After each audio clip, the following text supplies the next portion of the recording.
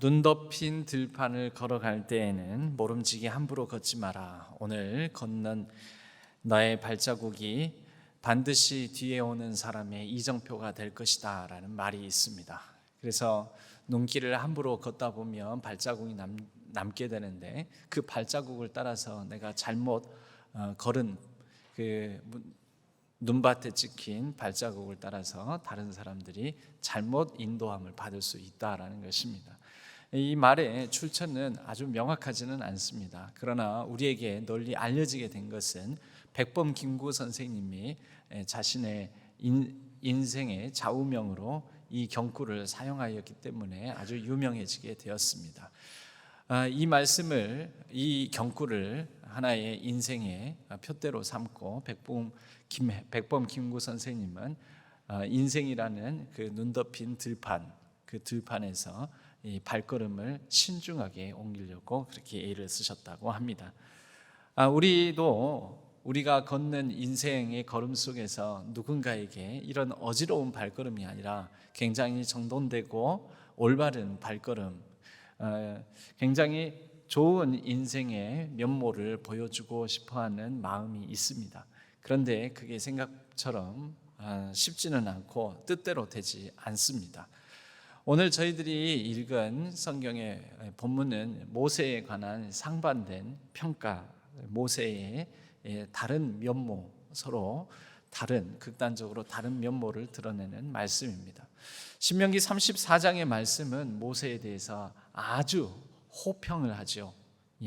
그 후에는 이스라엘의 모세와 같은 선지자가 일어나지 못하였나니, 모세 같은 사람이 이 위에는 없을 것이다. 최고의 사람이라는 것입니다. 최고의 말씀을 맡아서 하나님의 말씀을 전했던 사람.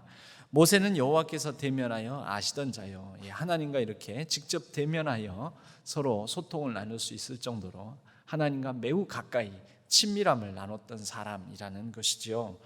그런 모세인데도 불구하고 그 정도 되면 신앙의 엄청난 위인, 믿음의 강자, 그리고 탁월한 영적 거장이요 지도자라고 우리가 이렇게 평가할 수 있을 텐데요. 그런데 모세의 삶에는 참 안타까운, 우리가 본으로 삼지 못할 그런 안타까운 인생의 한 방이 있습니다. 굉장히 큰 실수를 했던 한 방인데요. 민수기 20장 12절에 이 사건이 바로 그러한 사건이죠. 무리바라는 지역에서 있었던 일인데, 백성들이 그날 또 물이 없다고, 우리가 이곳에서 목말라 죽게 생겼다고 원망과 불평을 하게 됩니다. 모세는 늘 그렇게 해왔던 대로 백성의 원망과 불평을 그대로 끌어안고 하나님께로 가져갑니다. 하나님, 이 백성이 목말라 죽겠다고 합니다. 어떻게 하면 좋겠습니까? 하나님께서 너는 바위에 명하여 물을 내라 라고 말씀하시고, 모세는 그 말씀을 붙잡아 명한 대로 행하여서 이 바위에서 물을 내게 만드는데, 그런데 모세에게도 오랫동안 광야의 어떤 피로와 분노, 짜증, 백성에 대한 어떤 이 서운한 감정이 쌓였던 듯합니다. 그래서 그 감정을 실어서 이 반석에 지팡이로 반석을 두드리게 되는데, 자신의 감정과 분노를 표출하면서 탁 두들기게 되는 거죠.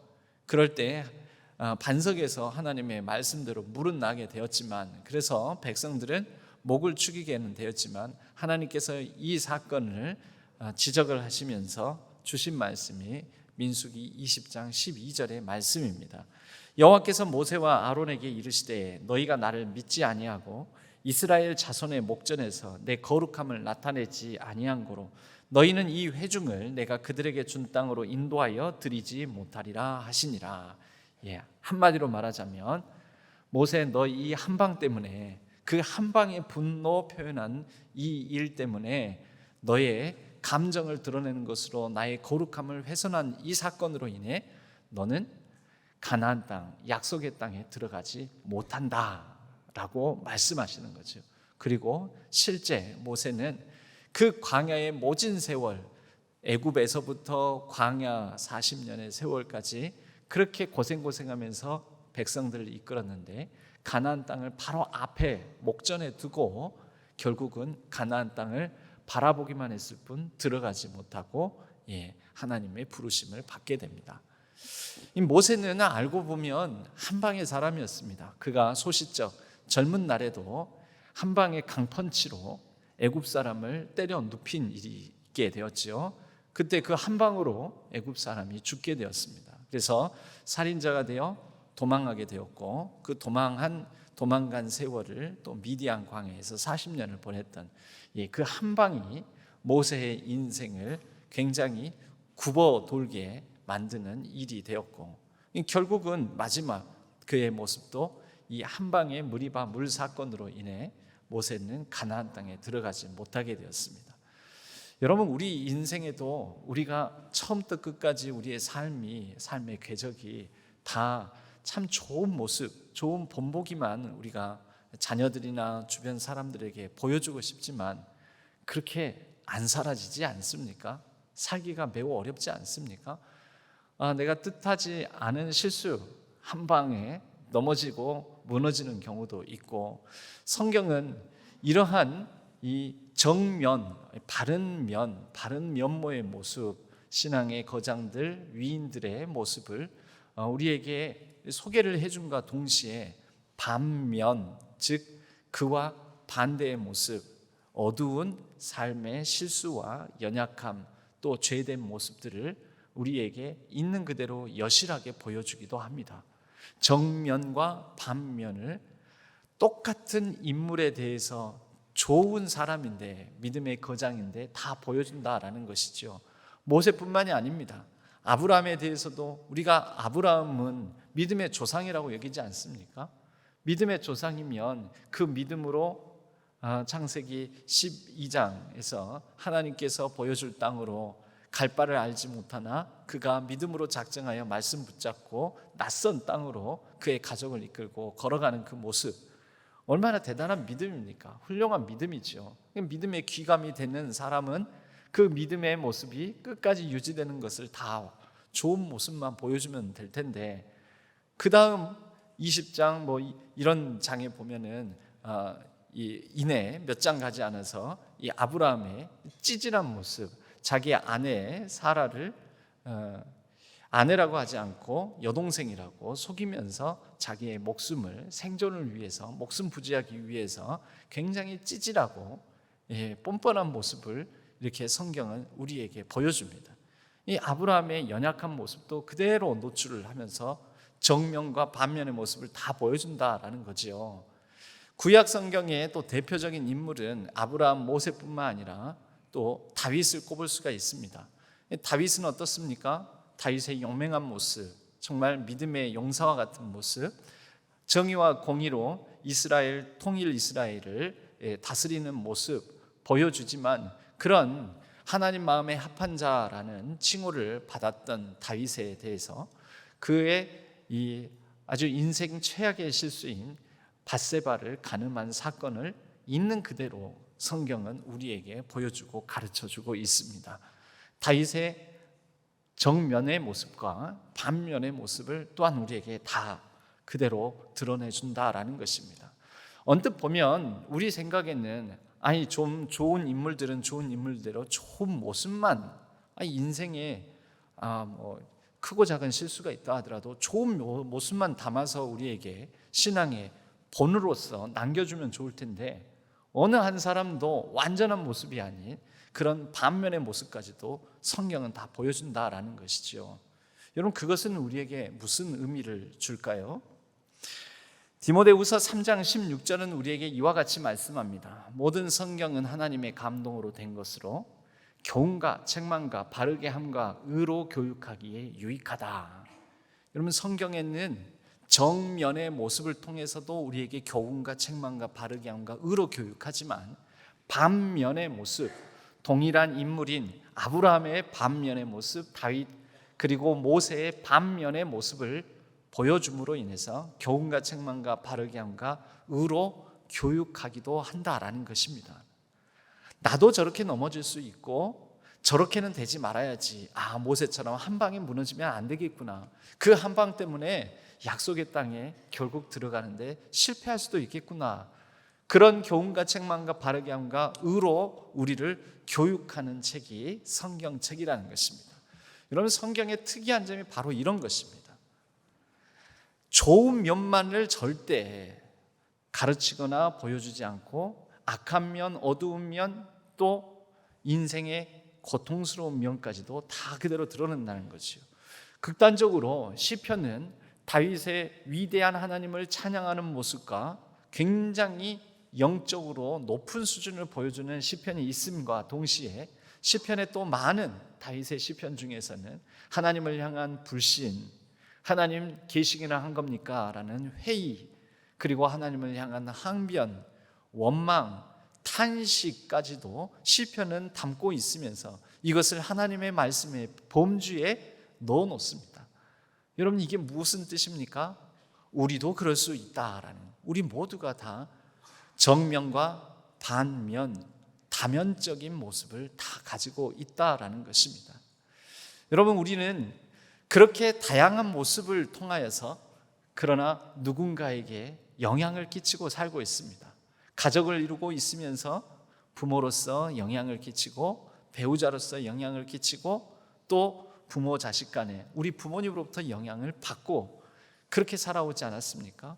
우리 모두는 이런 식으로 좋은 면을 통하여서 누군가에게 선한 영향을 끼치며 가르침을 주기도 하지만 또 좋지 않은 면을 보여줌으로 인해서 또 봄으로 인해서 저렇게 살지 말아야지, 저렇게 살아서는 안 된다라는 교훈을 누군가에게 남겨주기도 하고 있습니다. 여러분, 어떤 식으로든 우리 모두는 다 누군가에게 스승의 역할을 하고 있습니다. 원하든 원하지 않든 누군가에게 배움이 되고 또 누군가를 가르치는 역할을 감당하고 있다라는 것이지요. 성경의 많은 인물들이 우리에게 정명교사임과 동시에 반면교사이기도 합니다. 또한 우리도 그렇습니다. 여러분, 우리가 바라는 것은 무엇입니까? 우리가 바라는 것은 좋은 면, 인생도 좋은 면만 바라보고 좋은 발걸음을 따라서 좋은 길을 걷고 싶어 하는 게 우리 인간의 바람입니다.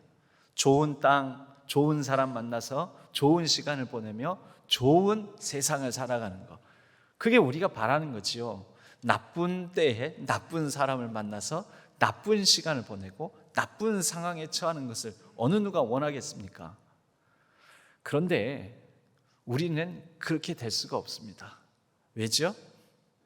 나만 보더라도 나에게 100% 완전히 좋은 것만 갖추고 있지 못하고 반면에 100% 완전히 나쁜 면만 또 가지고 있는 사람도 없듯이 나는 좋은 사람만 만나고 좋은 만남만 갖고자 하나 나처럼 다른 사람 다, 심지어 모세, 다윗, 아브라함까지도 좋은 면만을 가지고 있지 않기 때문에 이 세상의 모든 사람이 의인은 없나니 완전한 의인은 없기 때문에 어느 누구든지 바라기는 좋은 사람만 만나고 싶어 하지만 좋은 것과 나쁜 것이 다 섞여 있는 사람들 사이에서 그런 사람을 만나게 된다라는 것입니다.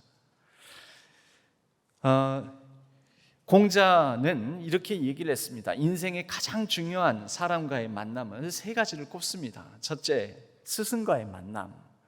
첫 번째는 부모와의 만남. 여러분, 부모가 얼마나 결정적인 영향을 끼칩니까? 인생의 자세와 태도, 또 성격을 형성하는 데 부모의 영향은 실로 지대하다 할 것입니다. 그런데 이 부모뿐만 아니라 두 번째로 중요한 만남이 스승과의 만남입니다. 좋은 스승, 좋은 선생님을 만나는 것은 얼마나 큰 복인지 모릅니다.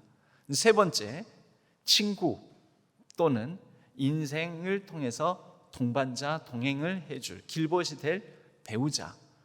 이렇게 세 가지 중요한 만남이 있는데 여러분, 우리가 바라기는 좋은 부모를 만나고 싶고 좋은 스승 만나고 싶고 좋은 친구와 배우자를 만나고 싶지만 그게 마음대로 됩니까?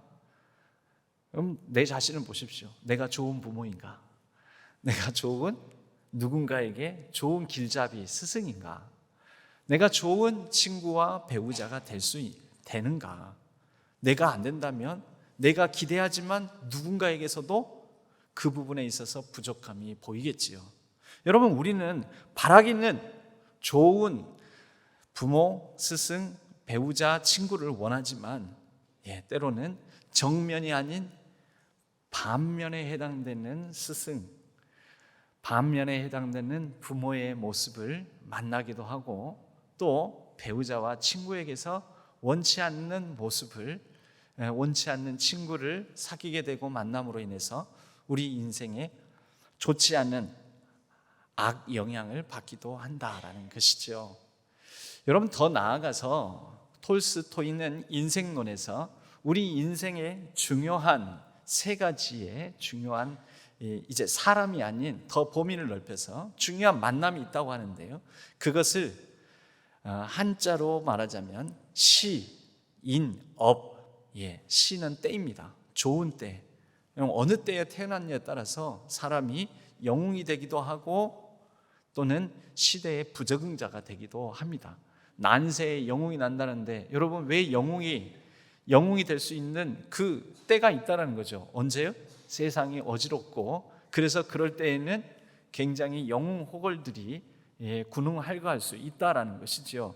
그러나 평화로운 때에 그런 사람들은 시대의 부적응자 또는 이 평화로운 때에 반역하거나 누군가에게 이렇게 자꾸 대드는 사람, 이런 저항자, 반항자로 낙인이 찍혀서 역적으로 몰려 죽을 수도 있습니다. 여러분, 그 어느 때에 태어나냐에 따라서 우리 부모 세대들은 50년대, 60년대에 태어나신 분들과 또 오늘날 2000년대, 2010년대에 태어난 자녀, 손들하고의 그 어떤 시대적인 간극이 있습니다. 그 때를 어떻게 만나냐에 따라서 사람의 가치관 또 인생을 바라보는 관점이 달라질 수 있는 거죠. 그래서 이 때를 만나는 것도, 좋은 때를 만나는 것도 아주 중요하다. 두 번째로 사람, 그건 공자의 얘기를 통해서 말씀을 드렸으니까요, 좋은 부모, 스승, 친구와 배우자.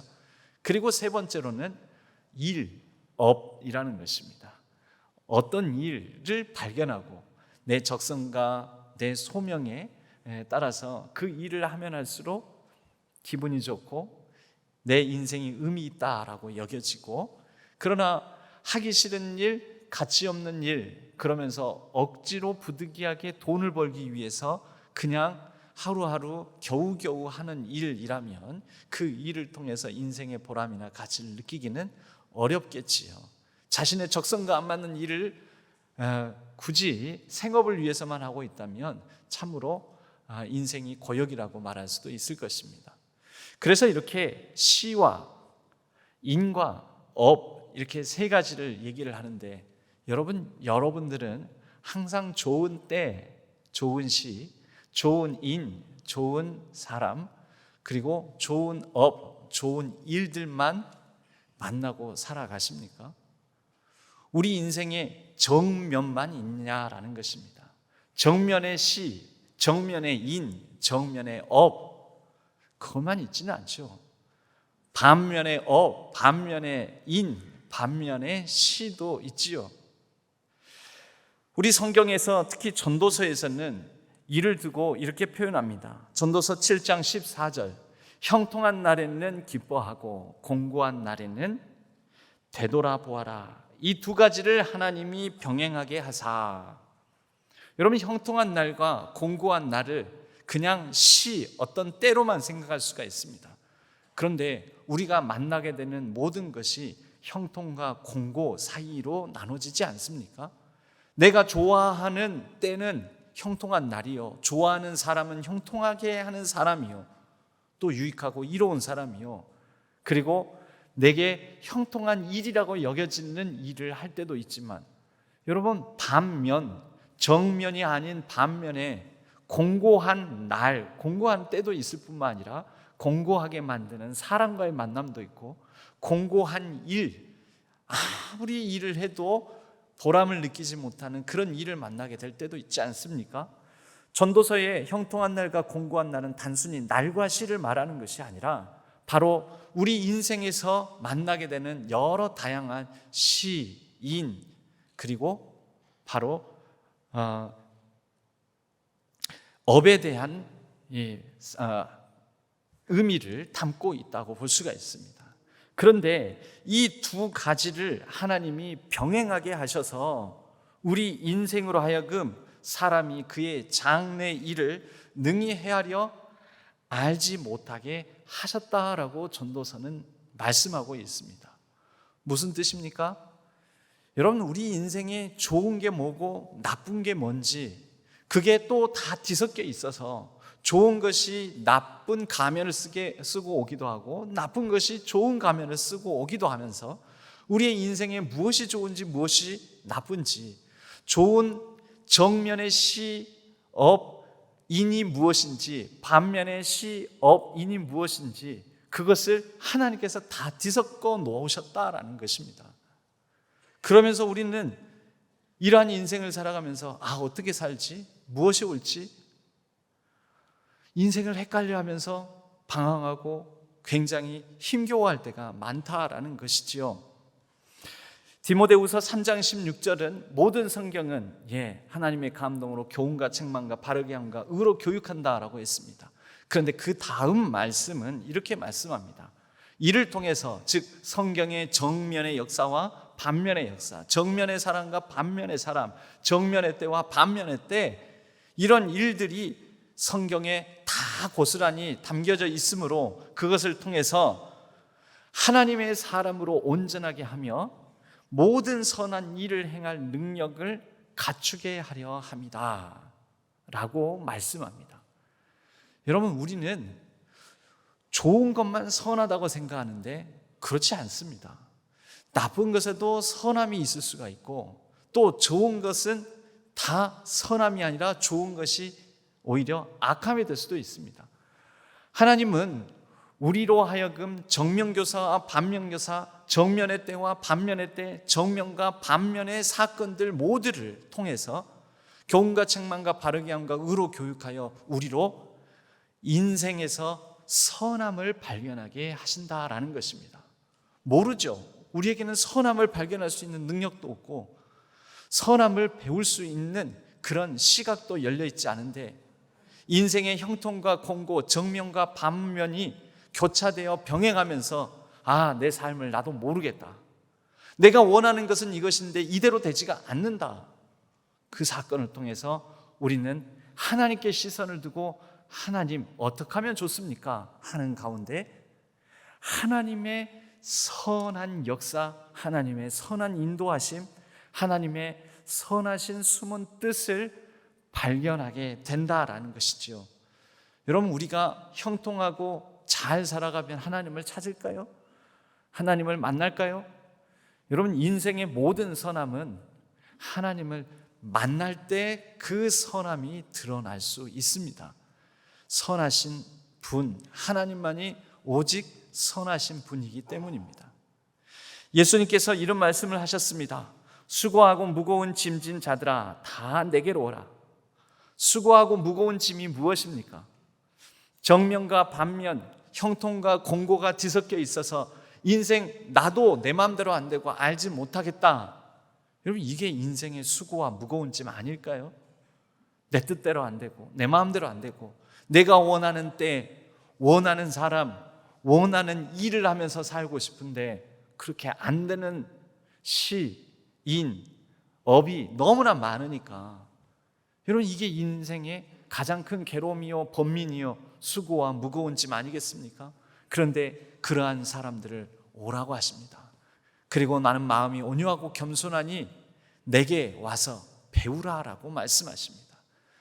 여러분, 우리가 하나님으로부터 배울 수 있는 것, 하나님께 시선을 두므로 그분께 나도 모르겠다, 내 인생을, 내 삶이 왜 이렇게 힘든지 괴로운지, 내 마음대로 안 되는지 내 뜻대로 안 되는지, 내게 왜 때를 잘못하고 태어났는지 이런저런 생각이 들 때 우리는 하나님을 발견하고 하나님께 시선을 두므로 하나님께 하나님의 선함을 구하게 된다라는 것입니다. 여러분, 그럴 때 우리는 진정으로 인생 속에 깃든 하나님의 선함을 배워가게 됩니다. 여러분, 우리는 좋은 시, 좋은 인, 좋은 업을 구합니다. 그러나 그것만을 구하다가 보면 우리가 그것 안에 갇힐 수가 있습니다. 내가 원치 않는, 그래서 내가 좋게 보이지만은 않은 좋게 보이지만은 않은 사람, 그 사람의 어떤 일면, 그리고 내게 꼭 좋은 일, 내가 꼭 이 일을 해야 되나 싶은 그러한 업 가운데에서도 하나님은 하나님의 선함을 이루어 가고 계시는데, 우리가 그것을 눈을 감거나 외면하거나 마냥 좋은 것만을 추구하다가 내 마음에 갇혀 있어서 하나님의 선함이 드러나는 것을 보질 못한다라는 것이지요. 성경에 우리가 잘 아는 인물이 또 한 사람이 있습니다. 요셉입니다. 요셉은 그의 인생이 마냥 그의 삶에 밝은 날들, 밝은 인생이 펼쳐질 것만 같은 17년의 삶이 있었습니다. 좋은 부모 만나서 좋은 시기에 여러 위의 형들을 제치고 사랑을 독차지함으로, 아버지의 사랑을 받음으로 인생이 형통할 것만 같았습니다. 그런데 그의 인생에 그가 뜻하지도 않고 생각하지도 않고 계획하지도 않은 일이 벌어지게 되었지요. 형들의 미움을 받아서 팔려가고 원치 않는 종살이를 하고 옥살이를 하고. 여러분, 그런데 그런 그가 그 인생을 지나고 나서 고백하지 않습니까? 그의 삶에도 정면이 있었고 반면이 있었던 것입니다.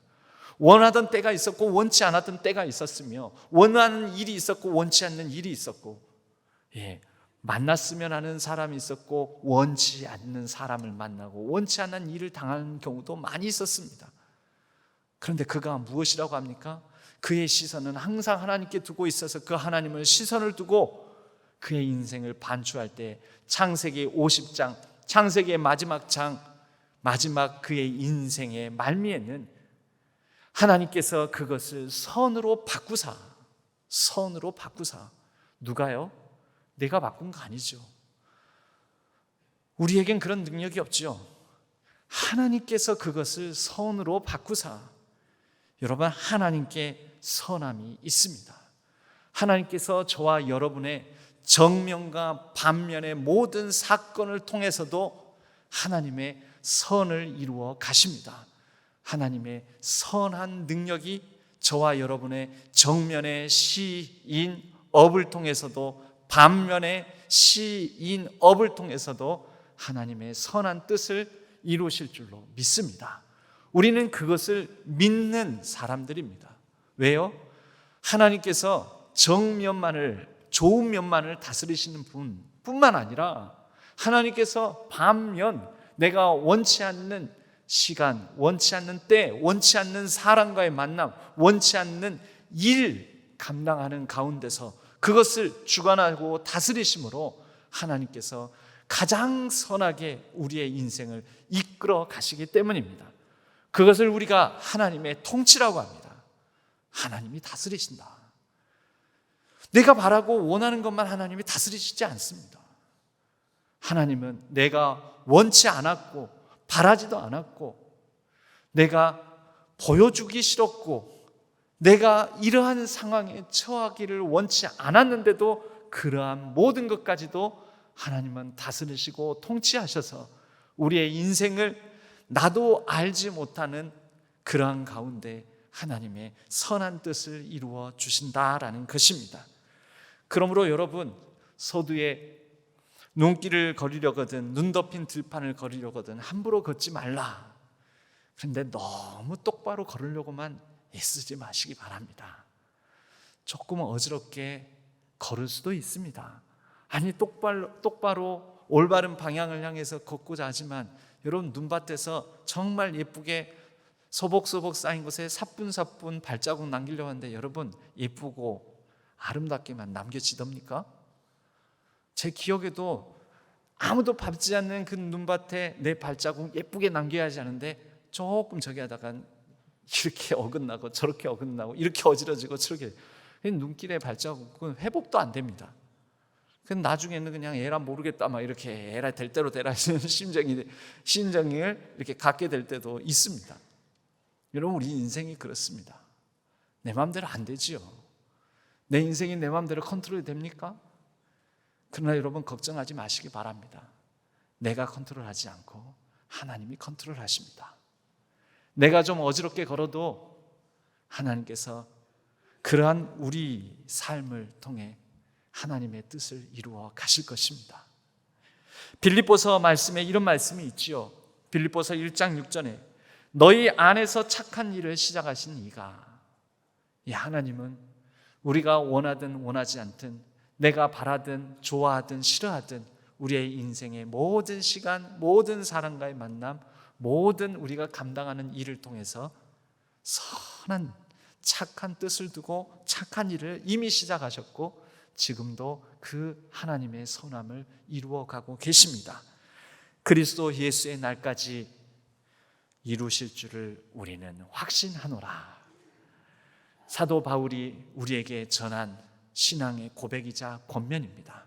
저와 여러분의 정면과 반면의 모든 사건, 모든 만남, 모든 일들, 모든 상황 통해서 우리 안에 착한 일을 시작하신 이 예수 그리스도께서 그분의 날까지 우리 가운데 하나님의 선함을, 하나님의 가장 선한 능력으로 가장 선한 일을 이루실 줄로 믿습니다. 저와 여러분의 모든 맑고 비가 오고 어둡고 캄캄하고 힘들고 고통스럽고 낙심되고 좌절된 순간순간, 여러분 그 상황에 최종적인 주도권 컨트롤은 하나님께서 하신다는 것을 믿고 우리 인생을 통하여 하나님의 선하심이, 인자하심이 나타나기를 기대하고 소망하는 복된 신앙의 성도님들 되시기를 주님의 이름으로 간절히 축복합니다.